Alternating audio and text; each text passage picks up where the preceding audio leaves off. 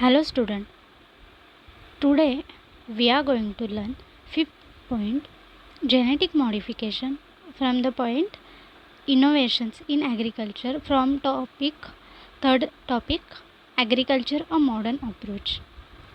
Okay, तर genetic modification म्हणजे काय, तर जे काही जेनेटिकली मॉडिफाईड क्रॉप्स त्यांना शॉर्ट फॉर्ममध्ये GM क्रॉप असं पण म्हटलं जातं किंवा बायोटेक क्रॉप्स असं म्हटलं जातं. तर ह्याच्यामध्ये काय केलं जातं, तर जे काही DNA असतो तर त्या DNAमध्ये वेगवेगळे चेंजेस केले जातात आणि ते जे काही चेंज केले जातात त्याच्यामुळे काय होतं, तर कॅरेक्टर चेंज होतात किंवा वेगवेगळे व्हेरिएशन्स त्या प्लॅन्टमध्ये ॲड होतात. GM crops are plants used in agriculture, the DNA of which has been modified using genetic engineer method. तर जे काही जेनेटिक इंजिनिअरिंग मेथड म्हणजे काय केलं जातं, तर जे काही जीन्स असतात त्याच्यामधले DNA कट वगैरे केले जातात आणि तिथे नवीन ॲड केलं जातं. तर हे जे सगळं टेक्निक केलं जातं ते जेनेटिक इंजिनिअरिंग मेथड असं म्हटलं जातं त्याला. तर ह्याच्यामध्ये काय केलं जातं, तर जसं की आपल्या अर्थवरती सगळेच मोस्टली क्रॉपवरती डिपेंड असतात किंवा जे काही क्रॉपमधनं येणारं प्रोडक्ट आहे त्याच्यावरती डिपेंड असतात. तर मग त्याच्यामुळे काय करावं लागतं, तर आपल्याला जास्तीत जास्त क्रॉप तयार करणं किंवा जास्तीत जास्त प्रोडक्ट तयार करणं, क्रॉप पिकवणं हे गरजेचं असतं. आणि जर आत्ता आपण बघितलं तर पॉप्युलेशन खूप वाढत चालली आहे. मग वाढत्या पॉप्युलेशनमध्ये जर कमी जागा होत चालली आहे तर त्या कमी जागेत जास्तीत जास्त प्रोडक्ट कसं घेता येईल ह्याच्यासाठी हे जे काही जेनेटिक मॉडिफाईड क्रॉप्स आहेत ते तयार केले गेले, जेणेकरून काय आहे, कमी जागेत जास्तीत जास्त, त्याच्यानंतर जास्त हेल्दी फूड आणि काय आहे तर कमी वेळेत कशा पद्धतीने तयार करता येईल ते सगळं ह्याच्यामध्ये बघितलं जातं. Example in food crops include resistance to certain pests, disease, environmental condition, reduction of spoilage, resistance to chemical treatment, or improving the nutrient profile of the crop. तर ह्याच्यामध्ये काय काय केलं जातं, तर जे काही क्वालिटी आहे त्याची वाढवली जाते. त्याच्यानंतर जसं की शेतात आपण बघतो की वेगवेगळे डिसीज येतात, रोग होतात. तर ते जे काही झालेले रोग असतील तर मग त्याच्यामुळे काय होतं, समजा एखाद्या झाडावरती कीड लागली आहे किंवा काहीतरी बुरशीसारखा रोग वगैरे असेल तर त्या डिसीजसाठी आपण जरी काही फर्टिलायझर्स यूज केले तरी काय होतं, ते एका झाडाचं दुसऱ्या झाडाला असं पूर्ण आपलं जे काही शेत असणार आहे त्या शेतात सगळीकडे तो जो काही डिसीज असेल तो पसरतो. मग असं होऊ नये म्हणून काय केलं गेलं आहे, तर जे काही प्लॅन्ट्स असतात ते प्लॅन्ट्स तयार होतानाच रेझिस्टन्स तयार होतात. म्हणजे काय, तर त्यांच्या जीनमध्ये असे कॅरेक्टर इन्सर्ट केले जातात, टाकले जातात, ज्याच्यामुळे काय होतं, तर ते कुठल्याही प्रकारचं पेस्ट जरी आला तरी ते त्यांना मारून टाकतात. म्हणजे फॉर एक्झाम्पल एक आहे क्राय प्रोटीन नावाचं एक जीन आहे, ते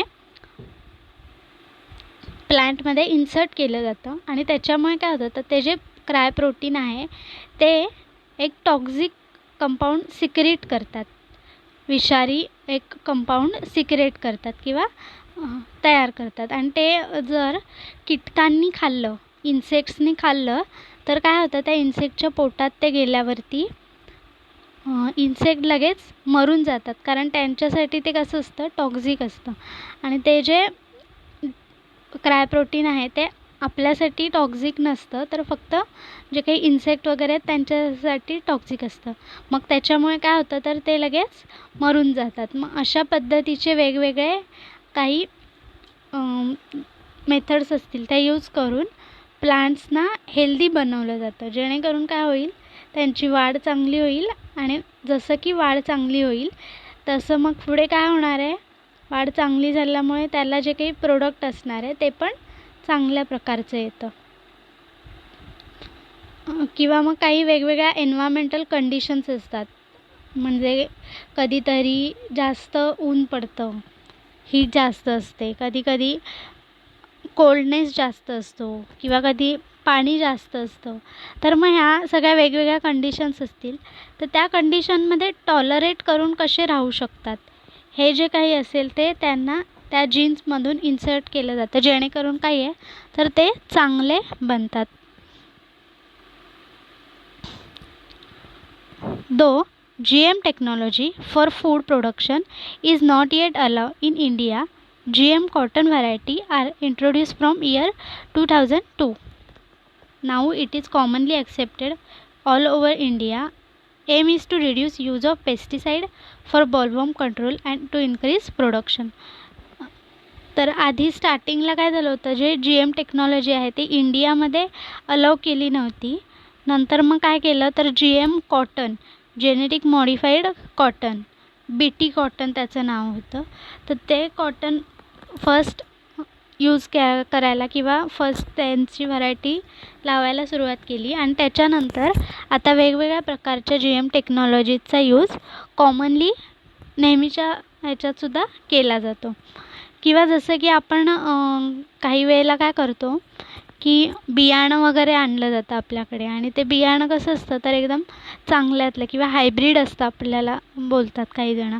किंवा मग ते चांगलं असतं म्हणजे काय लगेच त्याला त्याचं बियाणं असेल त्याच्यातनं लगेच झाड तयार होतं, रोपटं तयार होऊन त्याच्यामधून फास्ट जे काही प्रोडक्ट असेल ते मिळतं.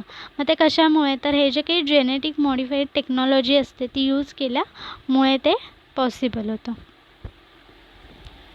Example in non-food crops include production of pharmaceutical agents, biofuels and other industrially useful goods as well as for bioremediation. Of course, there could be unforeseen consequences when it comes to messing with genetic in any environment or ecosystem. तर जसा की आपण फूडमध्ये use करतोच त्या पद्धतीनेच बाकीचे वेगवेगळे बायो प्रोडक्ट्स बनवण्यासाठी सुद्धा प्लांटचा यूज मोठ्या प्रमाणात केला जातो, जे की जेनेटिकली मॉडिफाईड क्रॉप्स असतात त्यांचा.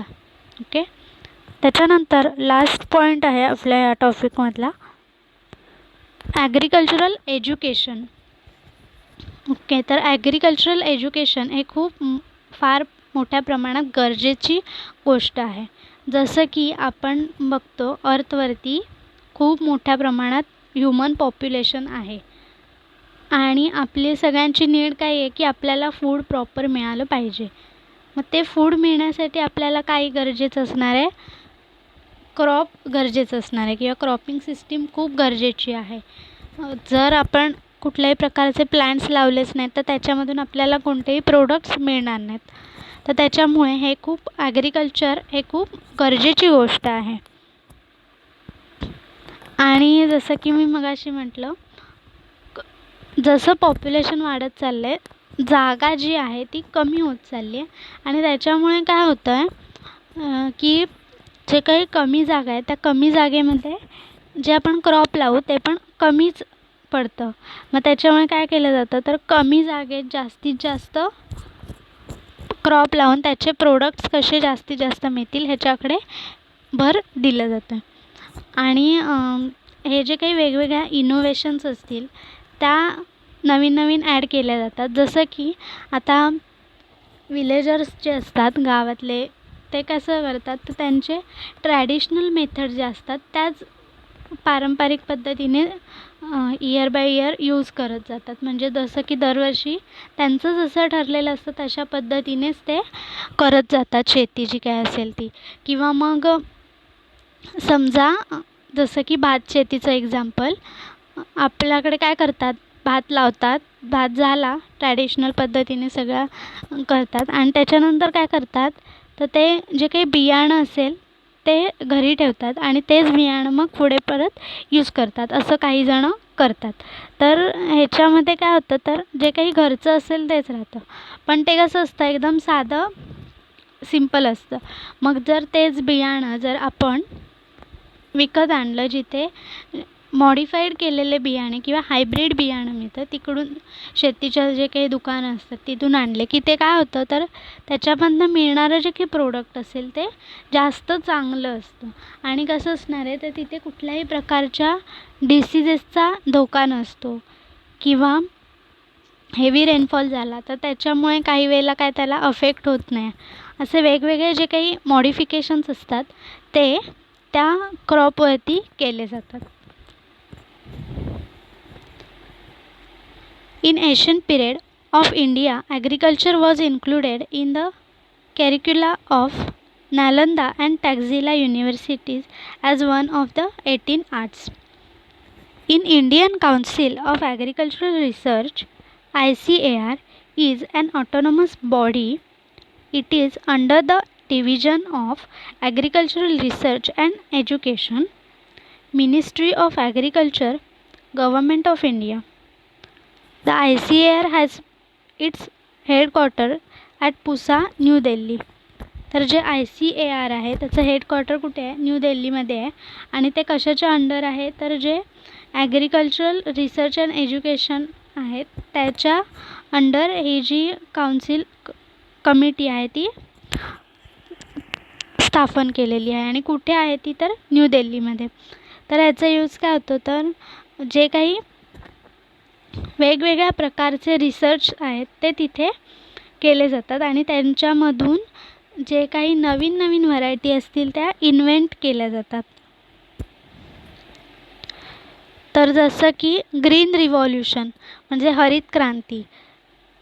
काही वर्षांपूर्वी जे काही नॉर्मल पद्धतीने शेती होती ती केली जात होती आणि नंतर काय केलं गेलं फ्रॉम 1951 आफ्टर ग्रीन रिव्हॉल्युशन तर जे काही प्रोडक्ट आपल्याला मिळत गेले ते खूप जास्त प्रमाणात हरित क्रांती झाल्यामुळे किंवा जे काही ॲग्रिकल्चरल एज्युकेशन दिलं गेल्यामुळे काय झालं आहे तर जे काही जे काही प्रोडक्ट आहे ते खूप जास्त प्रमाणात आणि चांगल्या प्रमाणात मिळत गेलं म्हणून त्याला काय म्हटलं तर ग्रीन रिव्हॉल्युशन हरित क्रांती.